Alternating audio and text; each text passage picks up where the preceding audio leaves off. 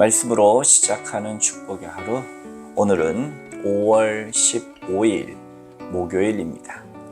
우리에게 주시는 하나님 말씀은 민수기 22장 41절부터 23장 12절까지 말씀 함께 합독하도록 하겠습니다. 아침에 발락이 발람과 함께 하고 그를 인도하여 바알의 신당에 오르매 발람이 거기서 이스라엘 백성의 진 끝까지 보니라. 발람이 발락에게 이르되 나를 위하여 여기 제단 7을 쌓고 거기 숫송아지 7마리와 숫양 7마리를 준비하소서 하매 발락이 발람을 말대로 준비한 후에 발락과 발람이 제단에 숫송아지와 숫양을 드리니라. 발람이 발락에게 이르되 당신의 번제물 곁에 서소서. 나는 저리로 가리이다. 여호와께서 혹시 오셔서 나를 만나시기리니 그가 내게 지시하시는 것은 다 당신에게 알리리이다 하고 언덕길로 가니 하나님이 발람에게 임하시는지라. 발람이 아뢰되 내가 7제단을 쌓고 각 제단에 숫송아지와 숫양을 드렸나이다. 여호와께서 발람의 입에 말씀을 주시며 이르시되 발락에게 돌아가서 이렇게 말할지니라. 그가 발락에게 돌아간즉 발락과 모압의 모든 고관이 번제물 곁에 함께 섰더라. 발람이 예언을 전하여 말하되 발락이 나를 아람에서 모압 왕이 동쪽 산에서 데려다가 이르기를 와서 나를 위하여 야곱을 저주하라. 와서 이스라엘을 꾸짖으라 하도다. 하나님이 저주하지 않으신 자를 내가 어찌 저주하며 여호와께서 꾸짖지 않으신 자를 내가 어찌 꾸짖으랴. 내가 바위 위에서 그를 보며 작은 산에서 그들을 바라보니 이 백성은 홀로 살 것이라. 그를 여러 민족 중에 하나로 여기지 않으리로다. 야곱의 티끌을 누가 능히 세며 이스라엘 4분의 1을 누가 능히 셀고 나는 의인의 죽음을 죽기 위해 원하며 나의 종말이 그와 같기를 바라노라 하매 발락이 발람에게 이르되 그대가 어찌 내게 이같이 행하느냐. 나의 원수를 저주하라고 그대를 데려왔거늘 그대가 오히려 축복하였도다. 발람이 대답하여 이르되 여호와께서 내 입에 주신 말씀을 내가 어찌 말하지 아니할 수 있으리까. 아멘. 오늘도 주님의 귀하신 말씀 앞에 서신 여러분들 가운데 좋으신 우리 주님의 은총과 평화가 가득하시기를 주님의 이름으로 축복합니다. 우리 지난 시간에 이어서 계속 모압 왕 발락과 시대의 어떤 이 점쟁이 무당인 발람의 이야기가 발락과 발람의 이야기가 계속 진행되고 있죠. 결과적으로는 모압 왕 발락이 발람을 데려오는데 성공합니다.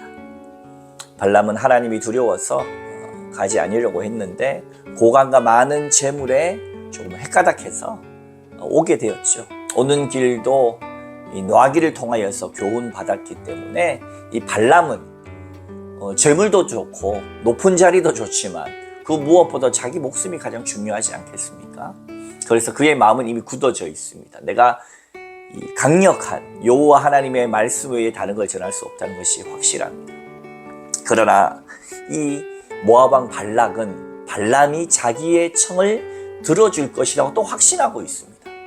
분명히 계속해서 나는 여호와의 말씀대로 해야 된다고 말을 해도 모압 왕 발락은 자기 생각에 굳어 있으니까 다른 사람의 말을 전혀 듣지 못하고 있는 것이죠. 발람은 이 시대의 점쟁이 무당 발람은 발락 왕에게 드디어 무대를 설치하게 합니다. 소위 말 제단을 설치하게 하는 것이죠. 1절 말씀에 보면 여기 제단 7을 쌓고 거기 숫송아지 7마리, 숫양 7마리를 준비하라. 송아지 7마리, 양 7마리를 사실은 당시로도 큰 재물이었을 것입니다. 이것을 준비하게 하고 그것을 준비해서 드렸습니다. 그리고 발람이 발락에게 이르러서 당신의 번제물 곁에 있으라. 나는 저리로 가서 여호와께서 혹시 오셔서 나를 만나시리니 그가 내게 지시한 것은 다 당신에게 알릴 것이다. 이렇게 얘기한 거예요. 사실 제대로 된 가짜 점쟁이 무당이었다면 그냥 이 발락 왕이 원하는 대로 말해주고 쉽사리 말해줘버리고 자기는 그냥 재물과 고관의 자리만 차지하면 됐을 텐데, 우리도 보면은 무당 중에 공부해서 무당된 사람이 있는가 하면 실제로 신내림 받은 무당들이 있지 않습니까? 그들은 그들이 섬기는 신의 명령을 쉬이 거역할 수 없는 것입니다. 그래서 자신이 특별히 신들 중에서도, 본인이 만난 신들 중에서 가장 강력한 여호와 하나님을 내가 임재를 경험하겠다 했더니 하나님이 발람을 통해서 이 발락에게 예언을 전하게 결국 하시죠. 7절 이하입니다. 완전한 반전이 일어나죠. 모압 왕 발락이 기대했던 것은 이스라엘 저주인데, 실제로 여호와께서 무당 발람을 통해서 전해 주는 것은 완전한 반전입니다. 7절 이하, 예언을 전하여 말하되 발락이 나를 아람에서 모압 왕이 동쪽산에서 데려다가 이르기를, 와서 나를 위하여 야곱을 저주하라, 와서 이스라엘 꾸지르라 하도다. 하나님이 저주하지 않으신 자를 내가 어찌 저주하며 여호와께서 꾸짖지 않은 자를 내가 어찌 꾸짖으랴.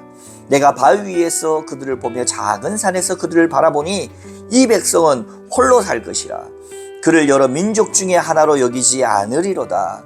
야곱의 티끌을 누가 능히 세며 이스라엘의 4분의 1을 누가 능히 셀고, 나는 의인의 죽임을 죽기 원하며 나의 종말이 그와 같기를 바라노라.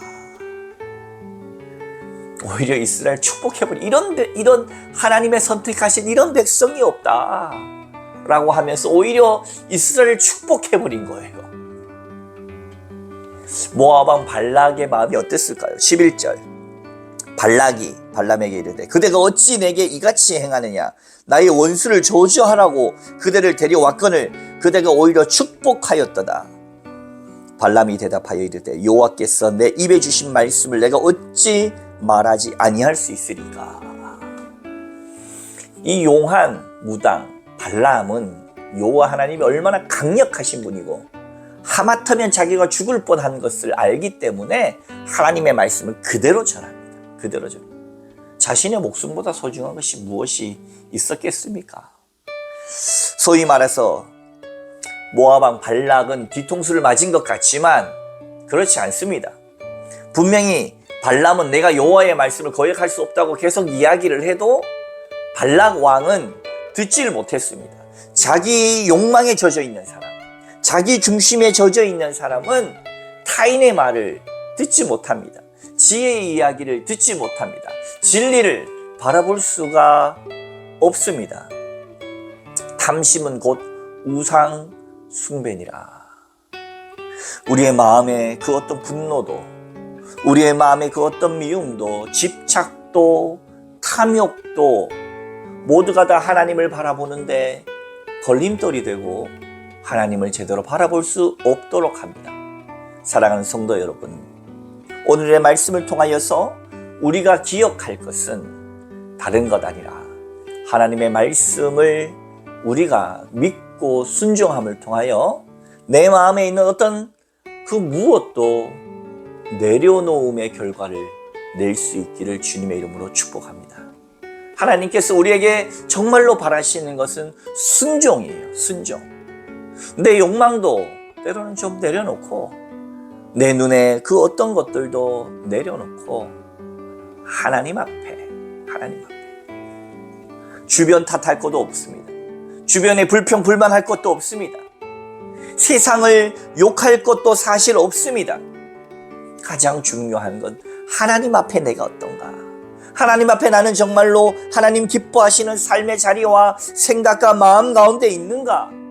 그것을 1번으로 우리가 준비하지 않고 뭔가 자꾸 남에게 문제점을 찾고 뭔가 내 안에 미움과 탐심 가운데 가득하다면 우리도 이 발락과 같이 전혀 헛다리를 짚는 인생이 될 수 있다는 것입니다. 사랑하는 성도 여러분, 오늘 이 하루도 하나님께서 우리에게 예비하신 그 말씀 붙잡고 순종하며 믿음으로 나를 돌이키시는 여러분들 다 되시기를 주님의 이름으로 축원합니다. 함께 기도하겠습니다. 거룩하신 하나님 아버지 감사합니다. 발락은 이스라엘을 저주하고 싶은 그 마음 하나 때문에, 그 탐심과 욕망 때문에 주변에 아무것도 바라보지 못하고 결국 아무것도 해낼 수가 없었습니다. 하나님, 우리의 욕망에서, 우리의 탐심에서, 우리의 미움에서 자유케 하사 하나님의 진리가 보이고 진리가 들리고 진리 안에서 새로워지는 오늘 이 인생 되게 하옵소서. 예수님 이름으로 기도하옵나이다. 아멘.